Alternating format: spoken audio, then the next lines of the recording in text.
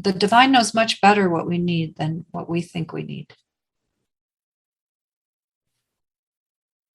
So if we let go of our ideas of how truth is supposed to show up and start to listen to its voice, its inner direction, it's an inner clear arrow. And it's saying, go this way. And maybe the arrow will change at some point and go this way. Oh, actually retrace back now. Things are different. It's funny. Doesn't mean you made a mistake. It's just like you learn to align with the wisdom piece of compassion, which is don't be an idiot. Don't follow what you think is right. Follow what truth is saying. And we learn how to follow truth by little beginning the process. You have to start somewhere. I'm going to experiment here. I feel like I hear this inner direction. It says, do this. It doesn't seem to make sense here. I'm going to follow that trail. And it starts to strengthen and the trail gets more grooved and more a path that is well worn, that is easy for you step by step to follow. But you have to start somewhere and then you have to keep honoring. And you learn the difference between the separate self kind of voice and truth's voice. Remember, truth doesn't have an agenda, or it just says, follow this, do this.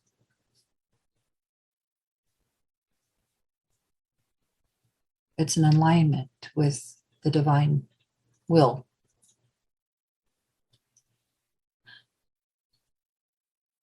Speak in this way now. And do you dare? And if you do, every time you do,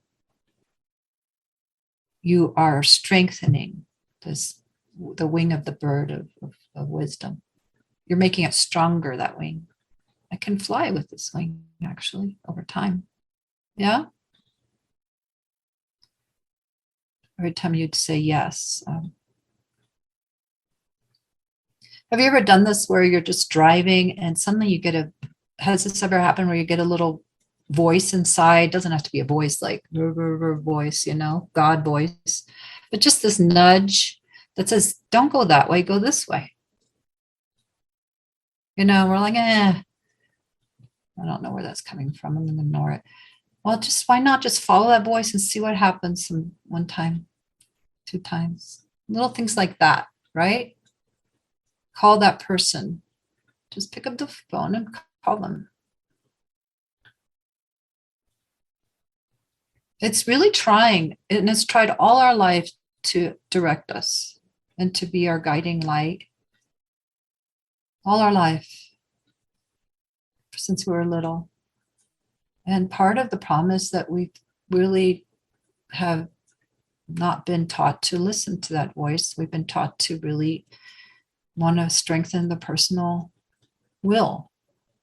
You're supposed to know what you're supposed to be doing, but from here, right? Not from here or here, the gut. And we're supposed to know what we're doing from here, and that's the conditioning of the collective that we're following versus from here.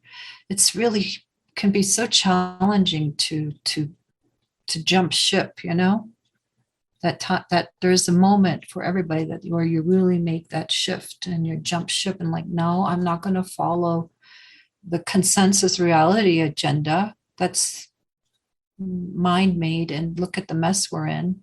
I'm going to follow my heart and see where that goes and start listening to it. Follow this impulse inside. Go this way, not that way. It's time to be alone for a day. It doesn't have to be like big fat things like ending of relationships or ending jobs of any kind. It's an everyday thing, actually. Maybe it tells you to not eat for half a day. Maybe it's time to fast. Can we listen to these things? It's really trying its best to create balance inside.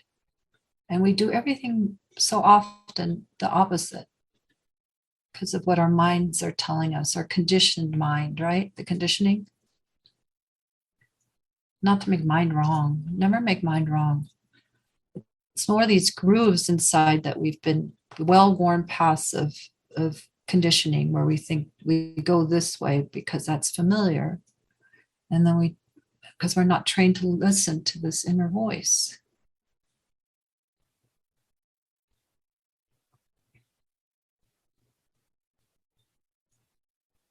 So this is the bridge between our inner work and meeting the outer world.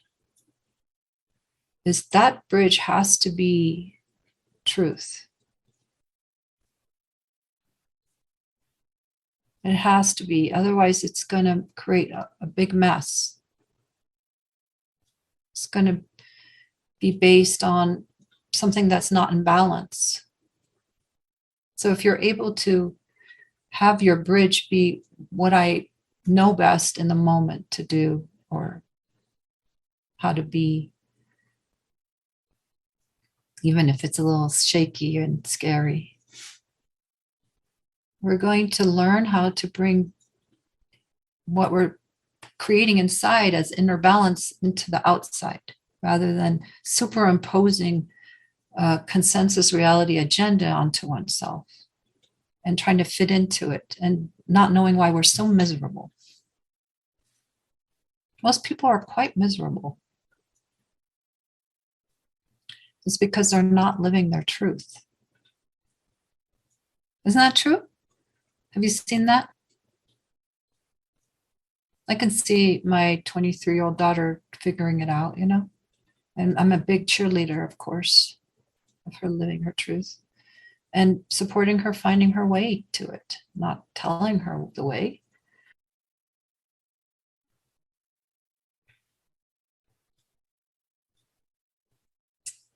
And as parents, it's really hard sometimes to support that in one's children, because the fear factor comes in, like, oh, what if they fail? What if they, end up broke the way that I was at one point in my life, broke, whatever broke is. By following truth, it can, big sacrifices can be asked.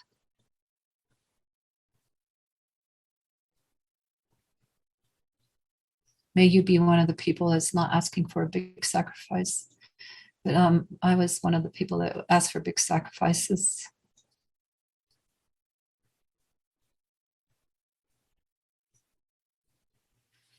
Let go of that, do this, seemingly big sacrifices. But in the end, really, I was deconditioning myself from like these very well-worn paths that exist in the collective. This is how you do life. What can one get? One can get what one wants, which is, if you want truth, you can get it. You live it. But it asks for something. It asks for you to listen and follow. It's not like I'm going to do this unconscious life and not honor what I know to be true. And I still want truth. And where is it? And be mad. It doesn't work that way. It means you put truth on the altar. And that's your focus. That's your love,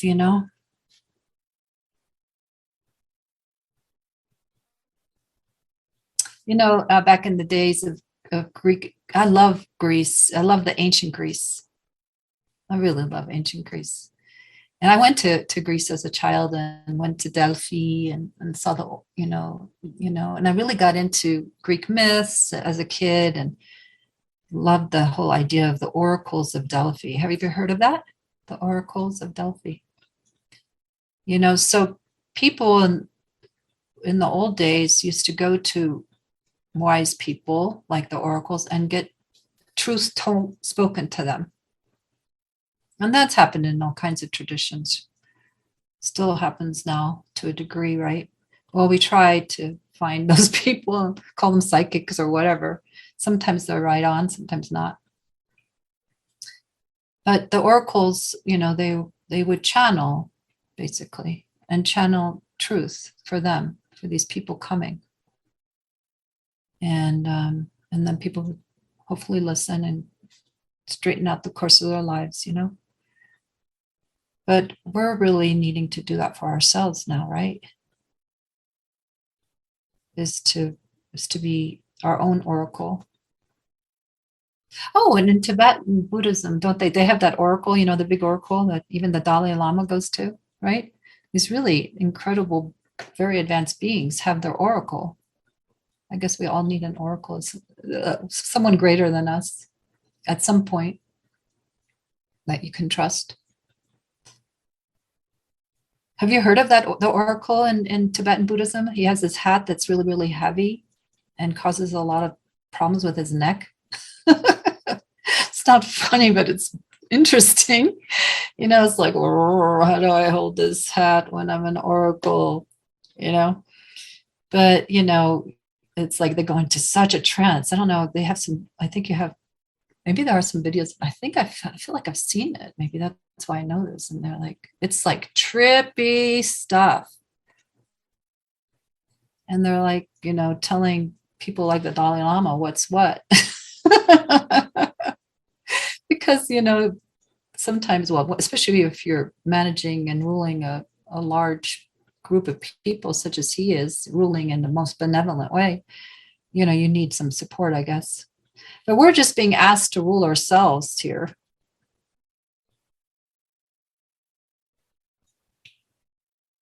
And tap into the inner oracle.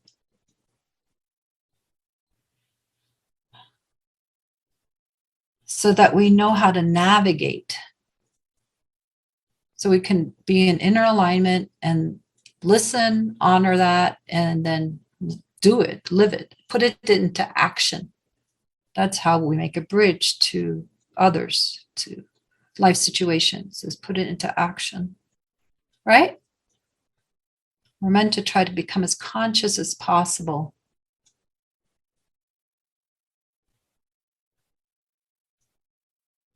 There's always more to become conscious of.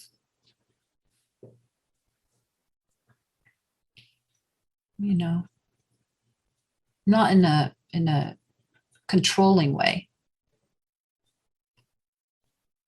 but with freedom and space and with the ability to discern correctly and appropriately what's needed in the moment.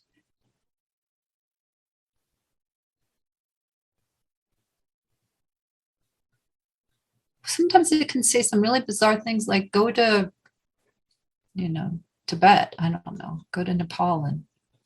And I know someone who did that actually.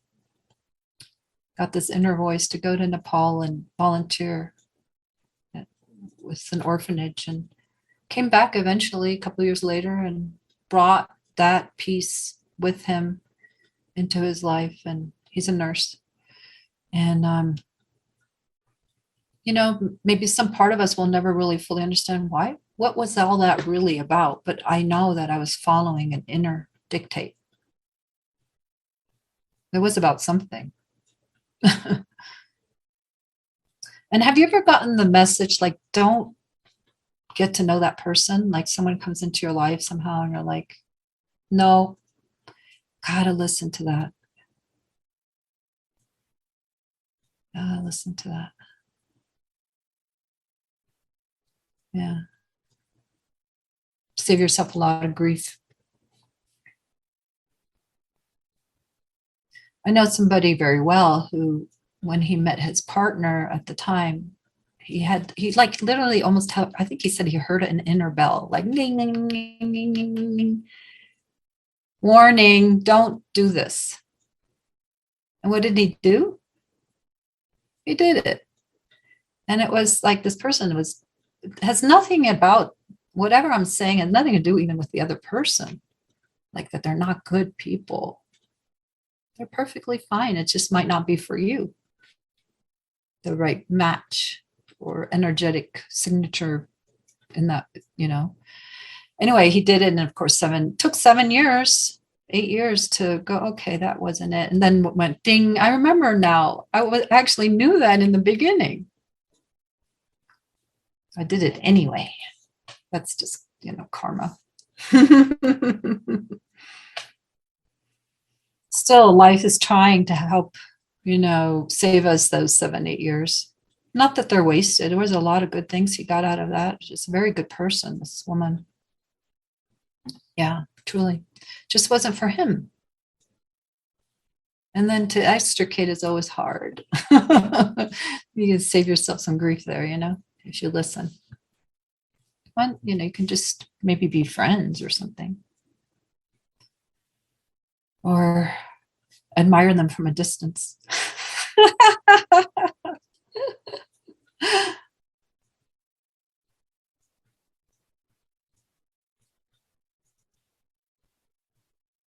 And the same goes for living in certain places, like what directs one's life? What is directing your life? Do you feel directed? Do you feel connected to what directs you? Your inner guidance system? And is your guidance system, that's good. Is your guidance system clear, like clear water, like a clear stream? Or is it a bit mucky and murky? And if it is, then clean it up, like take some rocks out and, whatever is in the way, tend to it and just say, okay, how can I create more clarity for myself? So I'm really internally guided to know where to move to, within, without, where to direct my attention, basically. Doesn't have to be big old things. But for some people here, there are big things that are looming.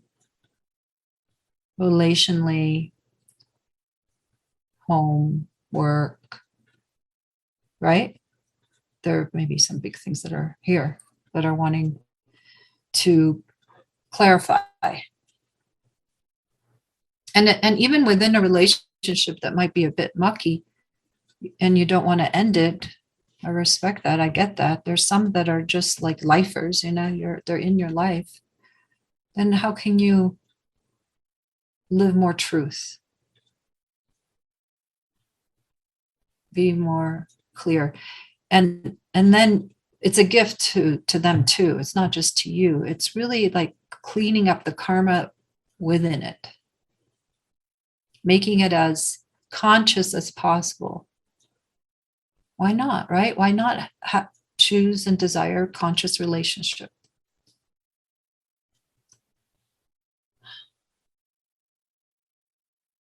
And sure, we're going to make some compromises. This is not about that, oh, I'm going to live with an uncompromising way across the board. And that's me following truth. That's not necessarily what I'm talking about. But if you're taking a hit and you're feeling like consistently awful, then that's not a compromise. That's actually an unkindness towards oneself. Right? That's idiot compassion, as the Buddha says. And one needs to bring in the wisdom of clarity, which comes with boundary of a truth boundary. And let truth guide, not yourself and what you believe is what caring looks like and what love looks like, but what does truth in caring look like? Is it sticky? Does it have an agenda? Is it have an idea that this is the way I'm supposed to be, with being more spiritual as I go along, that I'm supposed to care in a certain way? So you want to unhook all those beliefs and come back to the transparency of caring, that it's actually transparent.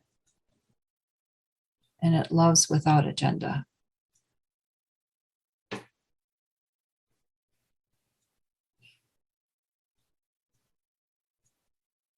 You can really just be yourself in a relationship, at work, in life. Why not try that out? Yourself as you become less and less self-centered, more that. Like the purity that you are inside. And the divine does have preference. It prefers kindness. It prefers a loving environment. More sattvic. You know what sattvic means? Pure. Like a more pure environment that is compassionate and kind.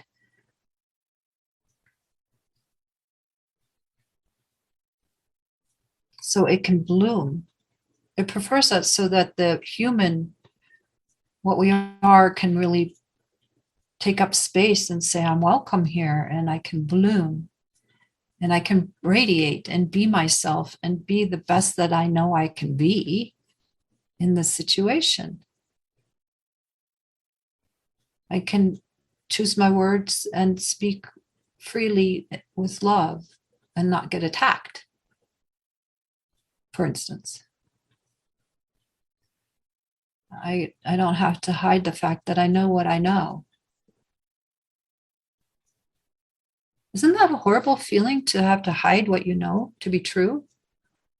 Why is it that we go into these agreements as it's soul killing? I know what I know, which is unkindness is not okay. Right?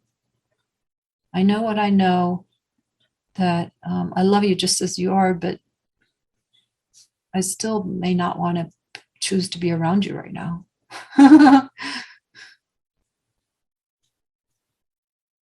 I know that I'm a good person, and I would like to expand the circumference around me so that I can actually live that. I can actually embody and take up space and live my potential. I want that in my life. And if an environment is not conducive for that, then look at it. That's all I'm saying. I want to shine. I want to be the bright star that I am. Did you know that we're all stars?